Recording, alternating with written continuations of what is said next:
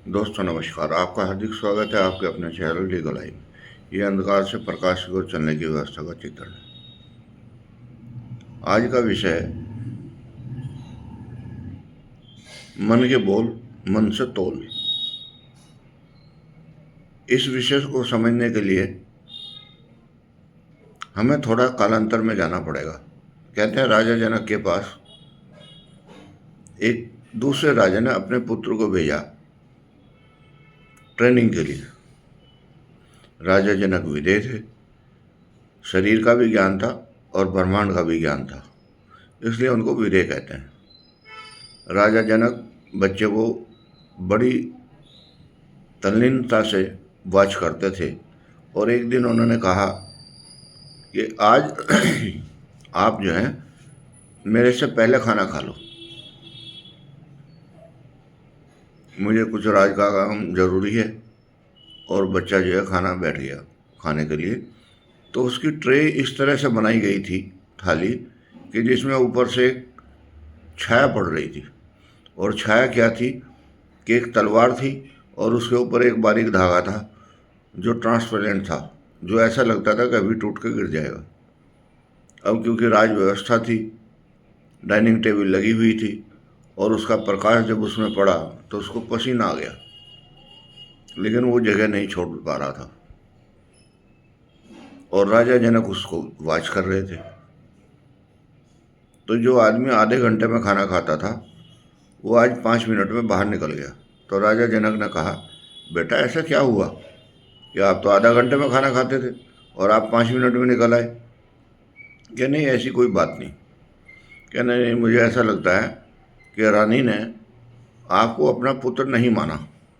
अगर वो आपको अपना पुत्र नहीं मानती तो देश के जो बाकी बच्चे हैं उनको अपना पुत्र कैसे मानेंगे?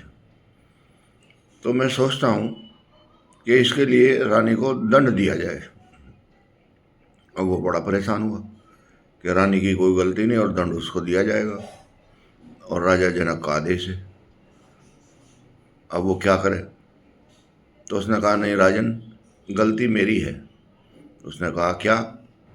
कि ऊपर तलवार लटक रही थी, उसकी वजह से मुझे ये हुआ है कि टूट के गिर जाएगी, मेरी गर्दन कट जाएगी। तो उसने कहा, अच्छा चलो ठीक है, कोई बात नहीं, रानी को हम माफ़ कर देते हैं। आप ऐसा करो, हमें कोई ऐसी चीज़ उठा के ला के दो जिसका कोई अस्तित्व ना हो। तो राइटर की कल्पना है कि उसने एक जंग लगा हुआ लोहा उठाया और उसने वर्णन किया कि मुझे तपा के बारीक से बारीक अगर कोई चीज़ बनती है तो घड़ी की सुई भी बना सकते हो, मैं वहाँ भी अपना प्रयत्न रखूँगी। इस तरह से जिस चीज़ के ऊपर वो हाथ डालता वो अपना वर्णन करती। एक ईंट का छोटा सा टुकड़ा उसने उठाया, उसने भी वर्णन किया कि अगर मुझे साफ़ करके कहीं ऐसी जगह लगा दो जहाँ लीकेज हो मसाले के साथ, तो मैं वहाँ लीकेज बंद कर दूँ। बड़ा परेशान, कोई चीज़ उसको ऐसी नहीं मिली जिसका अस्तित्व ना हो। तब वो राजा जनक के पास आता है, महाराज मुझे तो कोई ऐसी चीज़ नहीं मिली जिसका अस्तित्व ना हो। तो राजा जनक ने कहा, बेटा इस ज़िंदगी में अगर आदमी अपने मन से मर जाता है तो उसके शरीर का भी कोई अस्तित्व नहीं है, और जो मन से मर जाता है वो तन से मर जाता है, और जो सोच से मर जाता है वो विचार से मर जाता है। जिंदा वही है जो तन को मन को साध के साधना करे, किसी का मन ना दुखाए, अपने कार्य को संपूर्णता से करे, सेवा भाव से करे और निरंतर करे। कोई भी कार्य जीवन में ऐसा नहीं है जो निरंतर के बिना पूर्ण होता हो, लेकिन मन जब अपना कार्य छोड़ देता है या उद्देश्यहीन हो जाता है तब जीवन में कुछ भी नहीं बचता। इसलिए मन को कभी भी ऐसा मरने मत दो कि वो चेतन ना हो सके।